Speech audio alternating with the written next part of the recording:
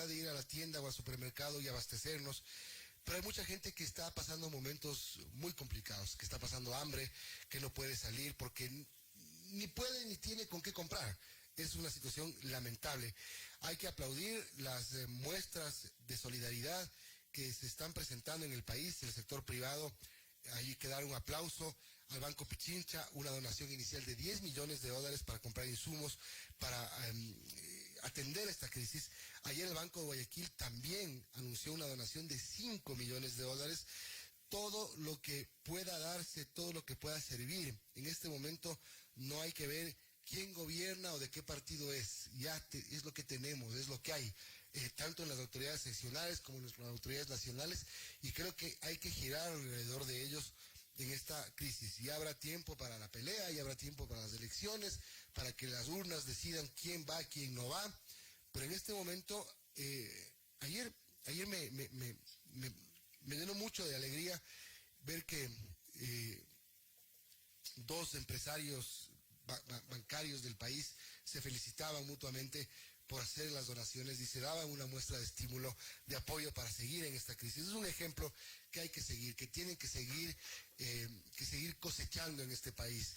Es importante porque se vienen tiempos muy difíciles, muy duros. Rodrigo Gómez de la Torre es un empresario, es el representante del sector empresarial en la mesa de los trabajadores, quien se ha sentado en los últimos meses a delinear propuestas para una reforma laboral, para una situación nueva. Hoy tiene que haber una situación nueva en el tema laboral de los trabajadores, porque esto marca un inicio nuevo en el país, mucho más en el campo laboral. Rodrigo Gómez de la Torre, buenos días.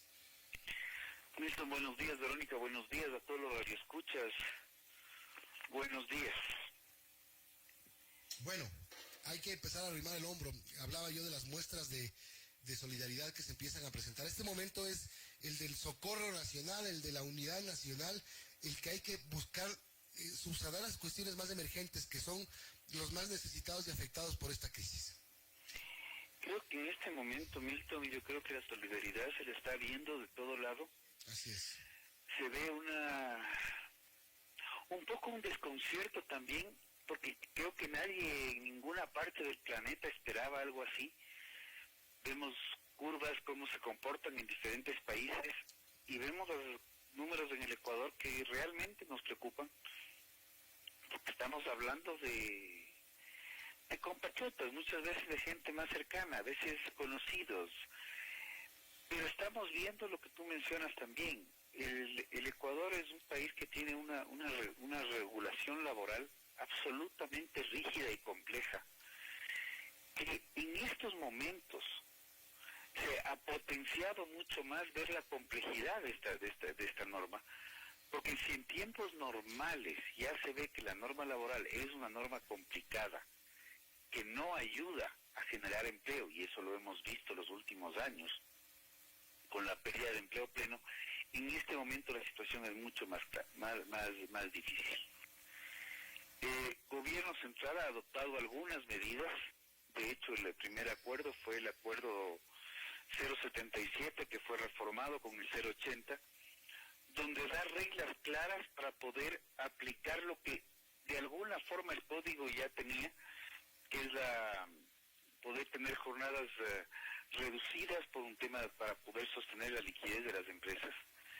Tiene el tema de la suspensión de la jornada de trabajo, donde se respeta el hecho de que hay que seguir pagando sueldos.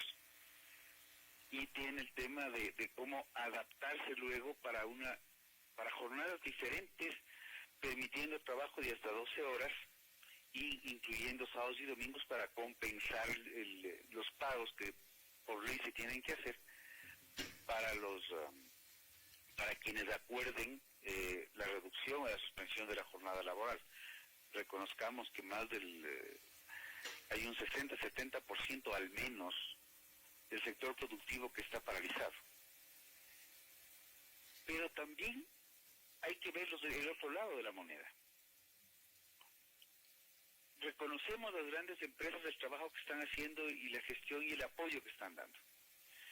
Pero cuando nosotros vemos a las pequeñas empresas, pequeñas, medianas, empresas de 8, de 10, de trabajadores como máximo, que están paralizadas, y hay que ver cómo sacar la plata para salarios en donde se han dado herramientas laborales para poder suspender pagos y luego pactar cómo se compensa, donde se han dado herramientas en materia tributaria. Vemos por el otro lado un Instituto Ecuatoriano de Seguridad Social que no da absolutamente ninguna herramienta para sostenibilidad de las empresas. Y entendemos que quieran sostener el tema de los pagos, pero vemos también, y ahí es cuando nos pasa la factura a la irresponsabilidad del pasado, en donde se le ha sacado toda la plata posible al IES y vemos un IES desfinanciado. Aquí puede ser un poco fuerte, pero tenemos que entender seriamente. Hay que defender el empleo definitivamente, pero hay que defender quien genera las fuentes de empleo. Los empresarios, sean estos grandes, sean estos medianos, sean estos pequeños, sean estas personas jurídicas como empresas o personas naturales, quienes contratan y están ahorita todo el mundo parado, porque muchas actividades se las puede hacer a través del teletrabajo. Pero lo que estamos viendo en este momento de las compras, de todo el proceso productivo que está trabajando, y aunque se dice que tiene todas las facilidades, no es del todo cierto. El proceso productivo que está operando con limitaciones, que es toda la cadena médica, todo lo que es de insumos, todo lo que es de alimentos, distribución, toda la cadena logística, todo lo que es la cadena de combustibles. Se está trabajando con dificultad y se está trabajando con una reducción importantísima de los ingresos. Tienen que pagar el 100% de los egresos. Entonces esa sí es una preocupación que tenemos por la sostenibilidad de las empresas. Ahora, Rodrigo, sobre el tema de las jornadas laborales, estos cambios que se han dado con los acuerdos, por ejemplo, el 077, que sigue vigente sobre la posibilidad de aplicar a los trabajadores diversos tipos de jornada, una reducida hasta 30 horas semanales, la suspensión de la jornada que luego será recuperada y modificada, y también el otro acuerdo que también se refiere a las vacaciones. Todo esto nos ha dejado lecciones de por medio, y pues nunca se dio esa reforma laboral que se estaba esperando, y luego se nos vino esta pandemia. Entonces muchos empresarios hablan de que hubiese sido bueno que exista este tema del trabajo por horas y otros tipos de situación como el teletrabajo, que no está normado. ¿Qué lecciones nos deja esta pandemia de cara a una futura reforma laboral? A ver, yo creo que previo que se ingrese, digamos, formalmente a la entrevista, Milton estaba haciendo mucha referencia a quienes están dedicados a la pelea política. Yo creo que este es un momento que la pelea política no aplica primeramente, pero también yo creo que es un momento en que la política tiene que entender que no es un tema de figurar por hoy día para ver cómo queda bien o mal, sino cómo programa un país de futuros. Y ahí es donde tampoco se ve mucha claridad, porque la Comisión de Derechos Laborales se planteó unas alternativas absolutamente irreales de cómo defender el empleo. Pues como digo, podemos defender el empleo, pero defendemos el empleo, dejamos ilíquida a la empresa y la quebramos, pues ya se defendió el empleo, está bien, pero ya no tenemos empresa que genere ese empleo.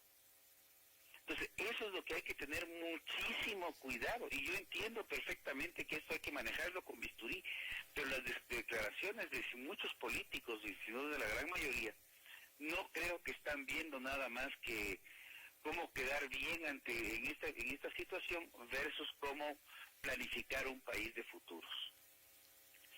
El teletrabajo se reguló en el acuerdo 076, entonces ya hay unas herramientas, pero también nos estamos dando cuenta ya en la vida real que el teletrabajo aplica para ciertas actividades y que el Ecuador, si bien estaba hablando mucho del teletrabajo, no estaba preparado en términos prácticos para un teletrabajo.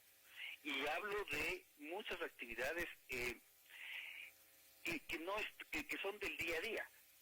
Hay algo que es interesantísimo. Tenemos los colegios, por ejemplo, y le escuchamos a la ministra Kramer ver cómo están aplicando la teleeducación, pero realmente estaban preparados, cómo estaban listos para dar clases online o cómo estaban listos para los diferentes grados.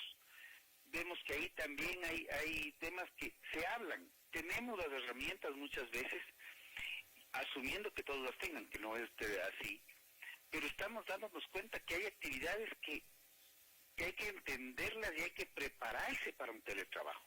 Aquí eso todo fue de golpe comenzar a aplicarlo. Muchos estamos trabajando directorios, consultas a través de las diferentes aplicaciones, en directorios, en jornadas de intercambio de ideas, pero creo que el teletrabajo va mucho más allá de eso, y más bien creo que ya son herramientas de cómo poder trabajar desde casa, y también nos estamos dando cuenta que trabajar desde casa no es tan sencillo.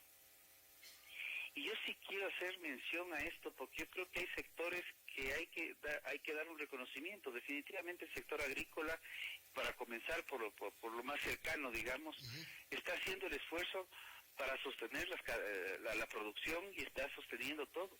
Y hay temas de la logística, y todos los transportistas están haciendo todo su mejor esfuerzo. Y la industria está trabajando de la mejor manera posible, y las cadenas comerciales, dentro de las posibilidades, lo están haciendo.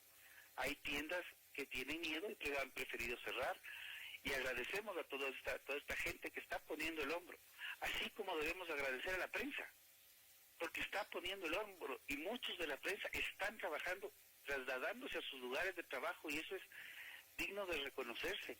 Toda la gente del sector petrolero y combustibles. Y hay un sector que nadie le ha tomado en cuenta. Todo el sector de la educación está operando con condiciones que no se imaginaron jamás operar, y se están dando clases en línea, y nadie se acuerda de ellos. Entonces yo creo que el país sigue operando a, no diría medio, diría a un cuarto de gas, pero es un país que tiene ganas de seguir operando, pero tenemos regulaciones, y no solamente a nivel laboral, tenemos regulaciones en general, que realmente demuestran que estamos todavía con las normas jurídicas, son normas jurídicas de un pasado que se acabó hace muchísimo tiempo, y que tenemos ahora una realidad muy distinta, y que realmente hay que pensar en ciertas reformas, no solamente laborales, sino estructurales. Y regresando a lo laboral, casualmente los acuerdos del año pasado en materia laboral es lo que estarían dando espacios a las industrias, a los trabajadores, a todo el mundo, para poder sostener el empleo. Ahorita, a través de acuerdo ministerial, se ha hecho muchísimo aplicando lo que dice el código. Pero qué bien hubiera sido hacer las cosas pensando en el futuro, y no esperando que llegue una emergencia para ver cómo nos acomodamos. 7:55, hablamos con Rodrigo Gómez de la Torre. Rodrigo, también hay sectores o momentos o situaciones que son muy difíciles. Hay despidos. El presidente hizo un llamado, porque yo no creo que se pueda vía decreto prohibir este tema, pero hizo un llamado a que no se despidan a empleados durante esta situación. Otros que están mandando de vacaciones a la gente porque no pueden tener un rol ni siquiera vía teletrabajo, pagos parciales en ciertas empresas, etcétera, cosas que de alguna manera afectan al trabajador. Cierto es que la situación es difícil, pero al final de cuentas los trabajadores terminan pagando los platos rotos. A eso me refería, es una combinación de factores. Es no solamente los trabajadores pagando platos rotos, es una combinación, porque si la empresa está cerrada, el periodo de cierre, y lo va a ser francos, va a ser bastante incierto. Todavía vemos mucho desorden en las ciudades, y ese desorden que genera movilidad es un riesgo altísimo. No sabemos cómo van a moverse las cifras esta semana. Nos han dicho que se ha extendido el plazo hasta el 5 de abril, pero que no necesariamente se puede quedar ahí. Que dependiendo cómo vayan las condiciones, se tomarán medidas posteriores. Y estamos plenamente de acuerdo con la ministra Romo cuando lo planteó así, y no es de ella, o sea, ella lo dijo, pero son decisiones a nivel gobierno y COE nacional. Pero tomemos conciencia de que este es un problema que no es el Ecuador, es un problema mundial, y que los países que mejor les ha ido son los países que más disciplinados se han comportado. Entonces, si es que tenemos una empresa que cerró el 16 de marzo o un poquito antes por esa situación, que el 16 fue ya y se anunció el toque de queda. Vamos 3 semanas y en 3 semanas se generan empresas que generan 0 ingresos, considerando que el sector turístico ya venía frenado, y voy a tomar ese ejemplo.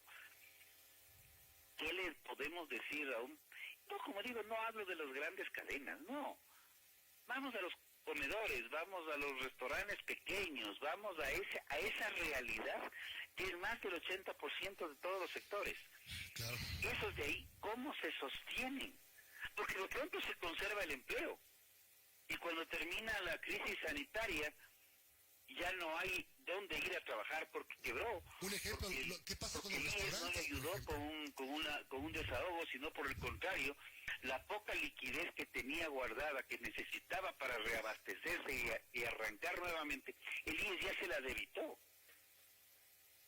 Claro. Ese tipo de cosas son las que hay que pensar. Mira, aquí tengo un mensaje de una persona que nos está escuchando. Yo te decía, el tema de los restaurantes, ¿cuántos no van a poder abrir después de la crisis por la situación? Porque claro, lo primero que haces en estas épocas de crisis, ahora obligado porque no están abriendo, pero luego si no tienes dinero no sales a comer afuera. O sea, es un tema, digamos, que no es de extrema necesidad. Aquí una pregunta que me hace una persona es, ¿qué pasa con las empleadas domésticas? Muchas en este momento están también en su cuarentena, en su casa. Hoy estamos en día de quincena y a muchas no les llegará. Ahí hemos visto casos de gente que va a seguir pagando esos 15 días, pero también esa persona que tiene, pongamos un ejemplo un poco más amplio, porque esto es una cadena de pagos.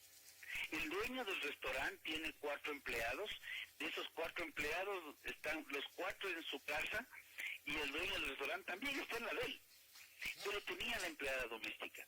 ¿Pero de dónde le pagaba la empleada doméstica? Le pagaba de lo que generaba el restaurante. Si ese restaurante ya no opera y ha podido llegar a un leve acuerdo con los trabajadores, y creo que eso es positivo del acuerdo 080, porque el acuerdo 080 marca la pauta de lo que es la relación laboral. Es un acuerdo entre trabajador y empleador. No es la imposición de alguien en una relación laboral, y este alguien usualmente es del gobierno. Entonces, marca la pauta. Pero el IES le redujo. Los créditos del IES también se redujeron. Los créditos, estamos viendo cómo se va a manejar el tema a nivel de finanzas, tanto públicas como privadas. Pero ese señor que tiene que pagar a la empleada doméstica también va a tener que refinanciar y todo se va a mover. Y claro, luego nos vamos al paso más allá. Toda esta gente que está reducida en ingresos, y vamos a hablar de que se redujeron el 50% porque así quedaron para compensarse luego, tienen el 50% de probabilidades para salir a hacer compras. Entonces ya en vez de comprar la canasta que estaban acostumbrados a comprar, compran la mitad y compran lo esencial.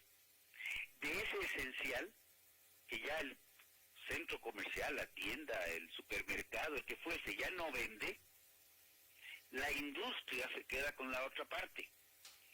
Y de lo que la industria ya se guarda en la bodega, 1 semana, 2 semanas, de la tercera semana dice, yo ya no puedo seguir guardando en la bodega, y ya se va a los productores y les dice, ve, indistinto de qué línea sea, ya no necesito tanto. Y en el caso agrícola lo vemos con preocupación porque las plantas venían produciendo y los animales venían produciendo y nadie esperó que se paralice la compra. Entonces esto es una cadena completamente armónica, en donde cuando uno de los pequeños eslabones, indistinto cual sea, siendo el más crítico el consumidor, falla, todo todo se complica. Entonces yo creo que, ¿qué pasa con la empleada doméstica? La empleada doméstica está en relación laboral de trabajo normal, y así como ese señor del restaurante está negociando con sus trabajadores, pues probablemente va a tener que negociar con su misma empleada doméstica la misma situación. Habrá quienes puedan y no tengan problema y tengan un buen ahorro, pero no creo que es la generalidad del ecuatoriano en este momento. Ahora, Rodrigo, voy a cambiar un poco de tema y hablemos de un sector que es vital para la alimentación de los ecuatorianos, del sector agrícola, que con altibajos pues ha mantenido su actividad en medio de esta emergencia sanitaria. ¿Qué podemos decir del sector agrícola? El sector agrícola está operando dentro de las posibilidades. Se ha permitido que toda la cadena logística opere. Hemos tenido algunos problemas con gobiernos autónomos descentralizados que inicialmente no querían entender a través de la policía cómo manejar los salvoconductos. Hubieron pueblos que plantearon cerrarse en su momento. Hay comunidades que han generado salvoconductos propios, que son inconvenientes, pero el sector agropecuario sigue operando, pero tampoco al 100%, porque siempre hay alguna limitación en movilización, en trabajo. Entonces, lo que estamos tratando de hacer es sostener la producción. Pero, Verónica, regreso al otro lado. Si la persona que iba al mercado, al cualquiera que este sea, que está comprando la mitad, y puedo hablar de productos que se demoran 2, 3 meses, 6 meses en salir la producción. Esos productos en muchos casos están, curiosamente por especulación, estoy seguro que es por eso, están subiendo precio, pero de aquí a poco tiempo vamos a tener algunos productos que vayan quedándose, porque se está comprando menos. Nosotros vamos a seguir operando y vamos a hacer todos los esfuerzos posibles por seguir operando y articulándonos cuando se requiere con la industria o cuando se requiere con los mercados.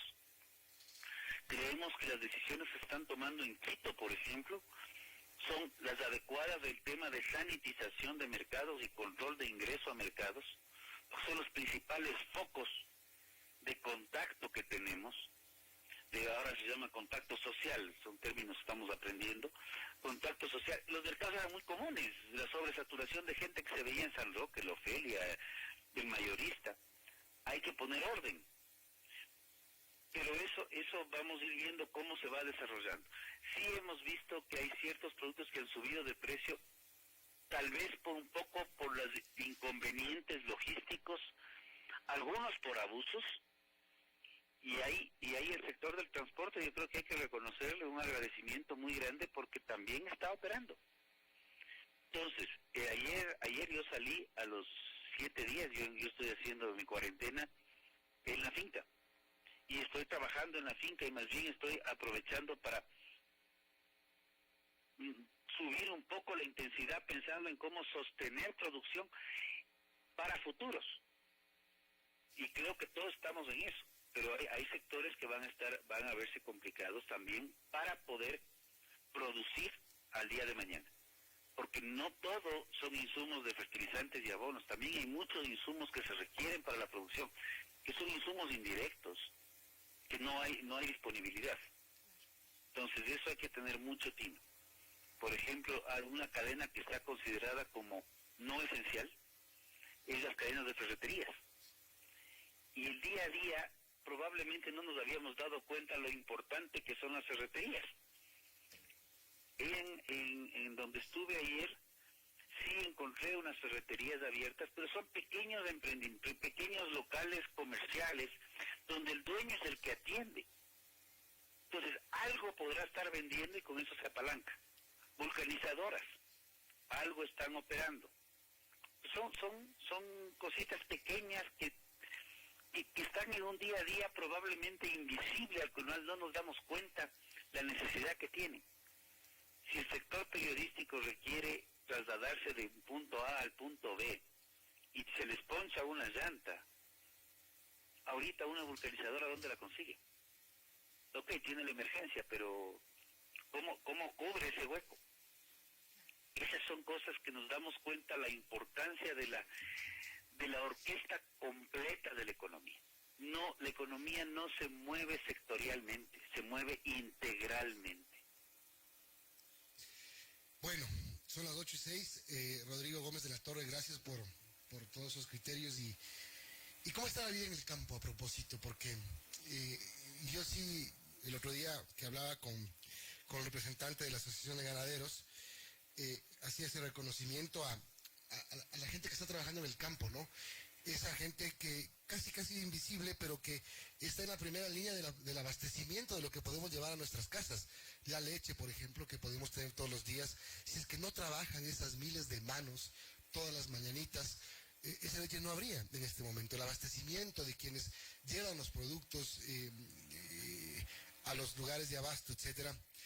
Hay que hacer un reconocimiento y felicitar por esa entrega al país y por seguir buscando el bienestar de sus familias. ¿Cómo está la vida en el campo? Bueno, y soy franco, anteayer, yo estoy en la zona alta de Pinta,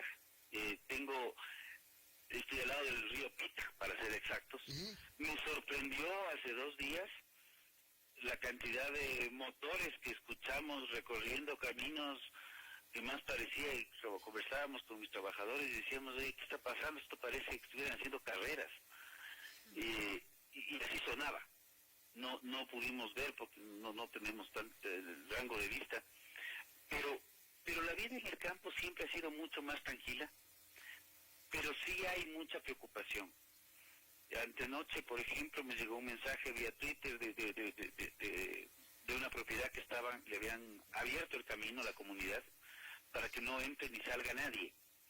Pero ya conversando con la comunidad a través del POE de esa provincia, pues lo que decían es, hay muchas vías secundarias, estamos cerrando ciertas vías y que quede una sola vía de acceso y salida, en donde la comunidad tomó la decisión de poner salvoconductos y pone un punto de fumigación. La vida está cambiada, en el campo tenemos la posibilidad de autoabastecernos de ciertas cosas, pero sí se siente esta tensa calma de no saber hasta cuándo va a durar esto. Y lo que tú decías, no es solamente las manos que extraen la leche, sacan la leche de las vacas y la ponen en un tanque. Es fundamental quien retira la leche de las propiedades para transportarla a la industria. Es la gente de la industria que la procesa, le hace quesos, yogur, leche líquida, manjares, lo que fuere, y luego la traslada a puntos de venta. Quienes estamos en el campo usualmente vemos lo que nosotros hacemos, pero creo que en este momento hay que reconocer que las cadenas estructuradas son las que generan los cambios. Porque la leche de la vaca sale y se queda en la finca, pero para que llegue a tu mesa tiene un proceso y tiene toda una cadena logística que es fundamental. Y yo creo que estoy haciendo en las últimas 2 semanas, al menos 2 semanas y media, un énfasis muy grande en reconocer la importancia de las cadenas logísticas, porque a veces nunca las hemos visto. Pero creo que es fundamental darle un reconocimiento a todo el mundo que está haciendo lo posible por operar.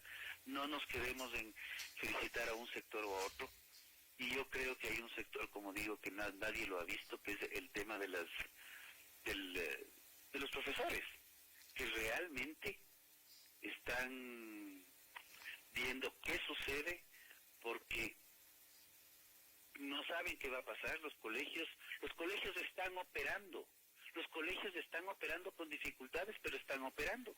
Y eso ayuda a los niños. Entonces es un sector invisible.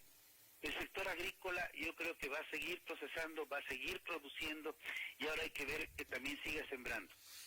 Y ese es un trabajo que estamos coordinando con Agricultura para ver cómo dar herramientas para que el sector se mantenga y pueda seguir. Así es, y tenemos que estar unidos y tenemos que ser, dentro de todo, optimistas y saber que se vienen días más difíciles cuando pasemos de esta pandemia. Tenemos que recuperarnos económicamente. Gracias, Rodrigo Gómez de la Torre, y que todo pronto se solucione. Confiemos en eso y la disciplina es fundamental. La disciplina. Sigamos las redes oficiales, no creamos todo lo que viene en redes sociales. Así es. Buenos días y un gusto. Buenos días. Vamos a hacer una pausa, amigos, y vamos a conversar sobre el tema de las pruebas de COVID-19 en breve después de la pausa. Pero antes, una información que está en proceso. La Fiscalía General del Estado realizó allanamientos a la Dirección General del IES y a otros inmuebles en Quito y Cuenca dentro de la investigación a funcionarios de esta institución por el presunto delito de peculado. Este es el caso Mascarillas. Mascarillas. Que resultaron mascarillas, las mascarillas de a $12. Pero hay que esperar muchas aclaraciones sobre este tema, ¿no? Porque hay un informe de que esa fue la propuesta más baja. Los precios que recibieron de otras propuestas eran más altas. Tenían unas especificaciones muy específicas, valga la redundancia, por parte de los médicos, y dicen que eso es lo que se encontraba en el mercado también. Habrá que investigar qué hay que sopesar también esas versiones y, claro, dar cabida a todo, pero ahí está ya la Fiscalía sobre la marcha, trabajando para determinar rápidamente qué pasó con este tema. Vamos a la pausa y regresamos enseguida. Su noticiero Sucesos regresa luego de este espacio publicitario. 8:13. Inicio de espacio publicitario. Hola, soy Verónica. Sufro de